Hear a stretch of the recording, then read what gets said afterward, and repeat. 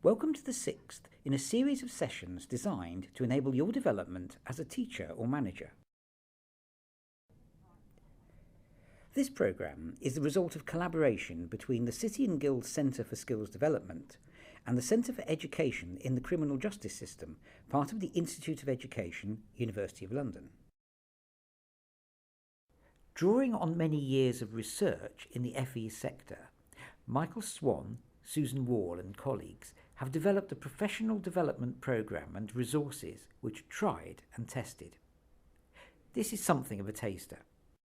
The material in this session is largely drawn from two sets of resources: Improving Learning in Mathematics and Thinking Through Mathematics. Both contain useful CPD materials and resources. See the resource list for full details. Offenders and ex-offenders are no different from any other group of adult learners. They will come with mixed mathematical ability, mixed attitudes to maths, and mixed attitudes to authority.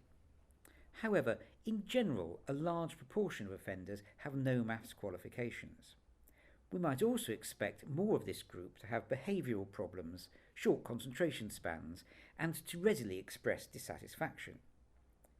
For this reason, it is important to keep sessions lively, challenging and interactive, to keep all participants engaged, involved and active.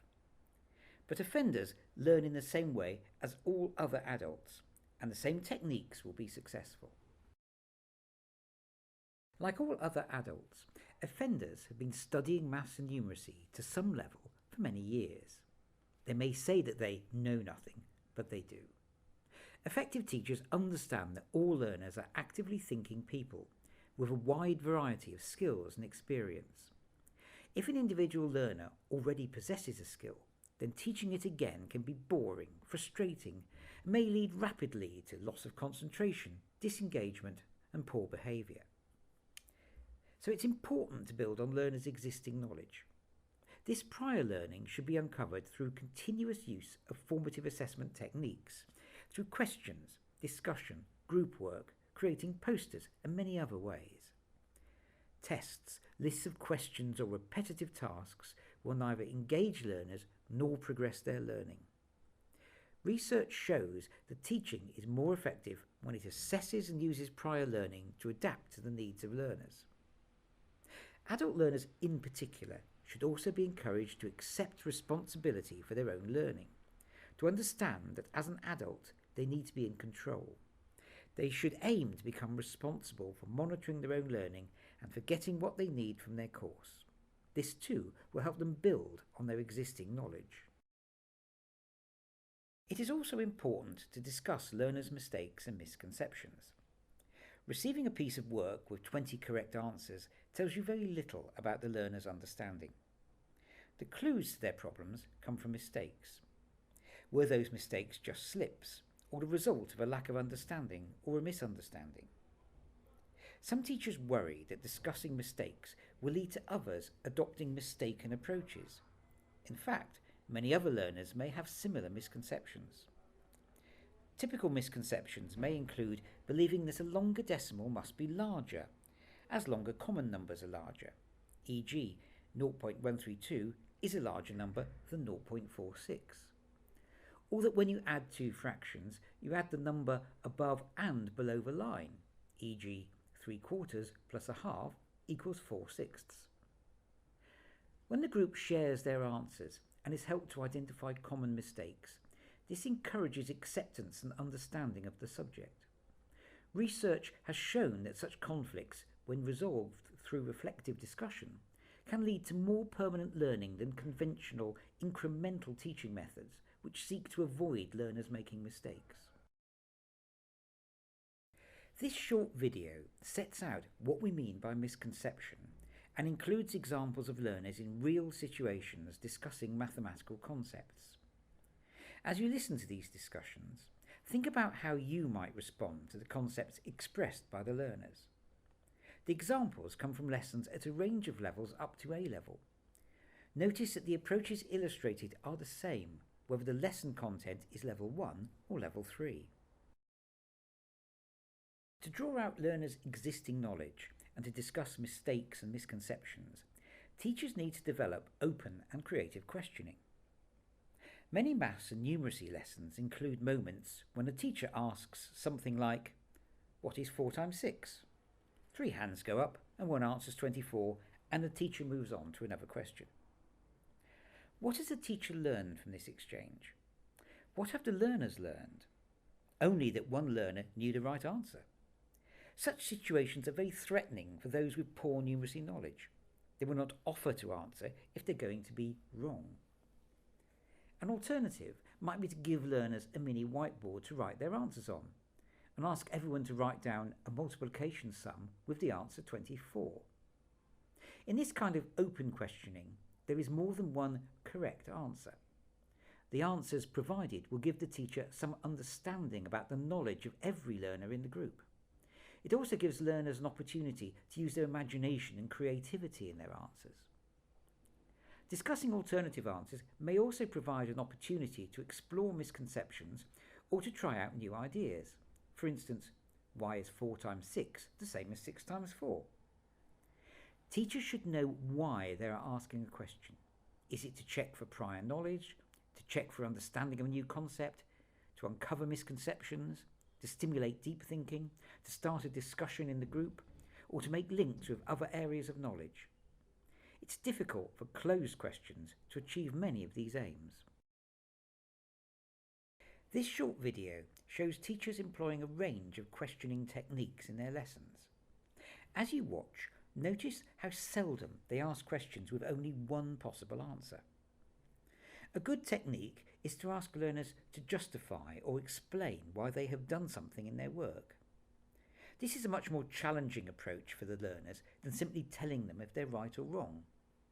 Many of the examples in this video are of A-level work, and yet the same open questioning approach is successful, despite the high level of the mathematical content.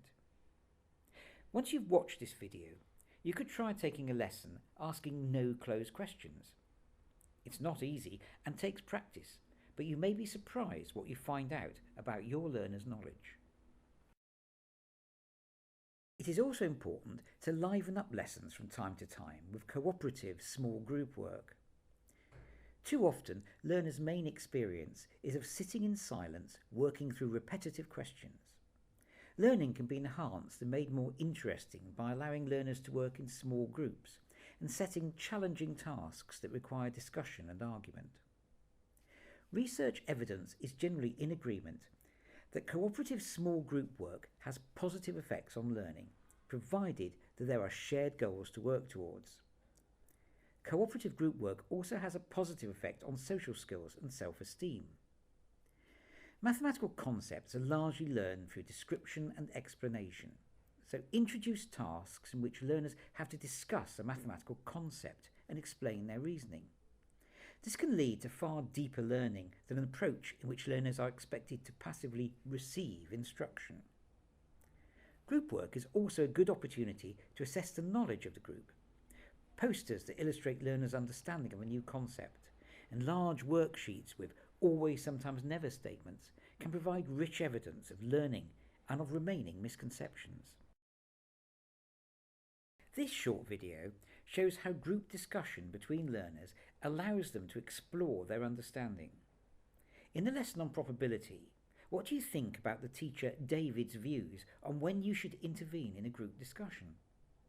The same techniques could be used regardless of the level of the maths content.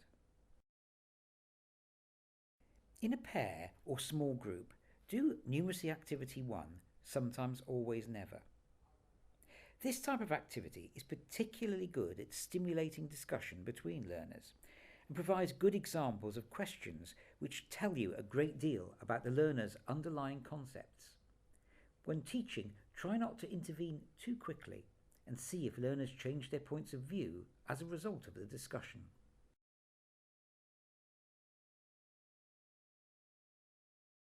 Group work could be used to respond only to simple questions, but it's also important to introduce some rich collaborative tasks.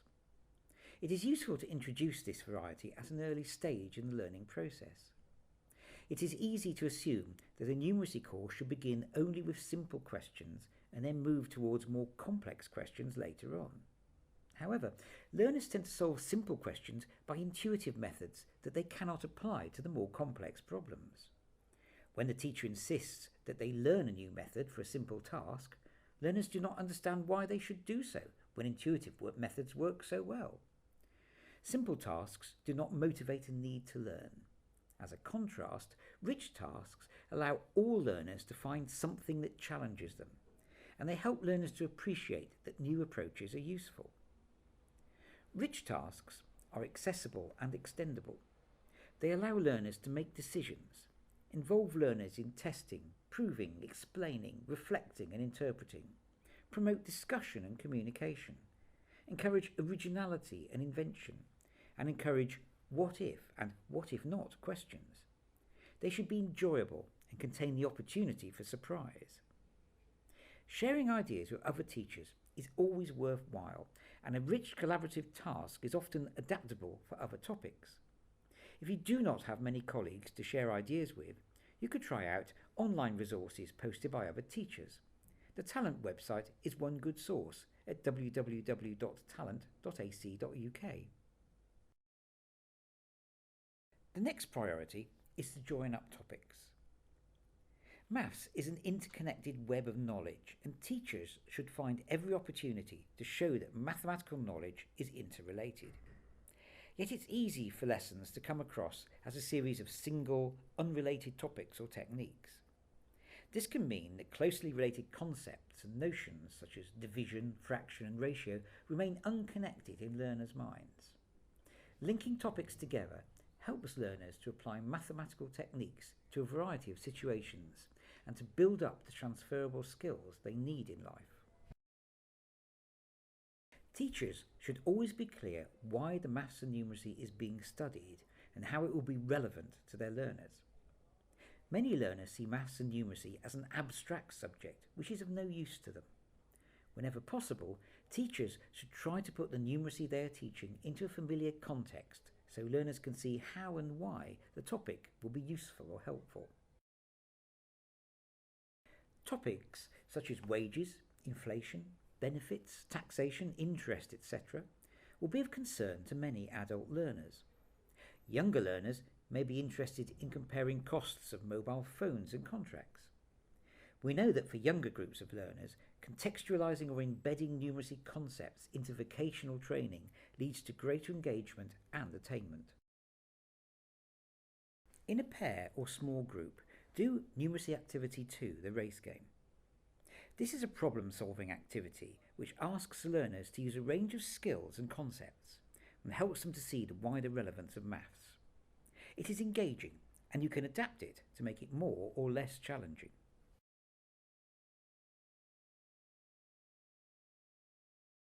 When you see a group of learners involved in an effective numeracy session, they should be engaged in their task and interested in the result.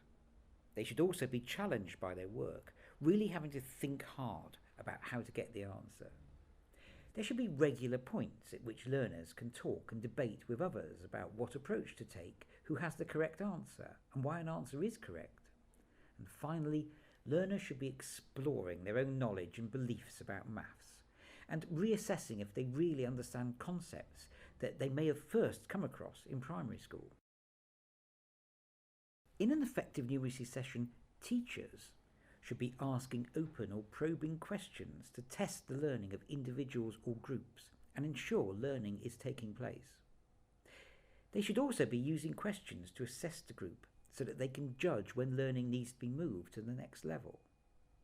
They should also ensure that learners at all levels are effectively engaged and that no individuals are finding the task too easy or too hard. But at the same time, they should always challenge learners, for example, by asking, how do you justify that? Above all, teachers should listen to their learners to assess their understanding. Listening is one of the most effective ways of conducting formative assessment. When the teacher joins a group, they should try not to interrupt, but simply listen and gauge the level of debate and understanding, perhaps leaving the group with a further challenge to unravel. In general, the more that learners are talking usefully with one another, the more they are learning. It's very easy to put learners off studying maths and numeracy. Too often, maths is thought of as a closed system of right answers and obscure knowledge handed down by teachers. The ideas and approaches outlined in this session can help maths and numeracy sessions become more lively, challenging and fun. Do take a look at some of the recommended resources for further ideas and to see more videos of maths sessions. Thank you for listening.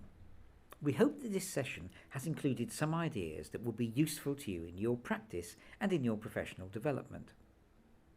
For more information, please contact Jane Hurry at the Institute of Education Centre for Education in the Criminal Justice System.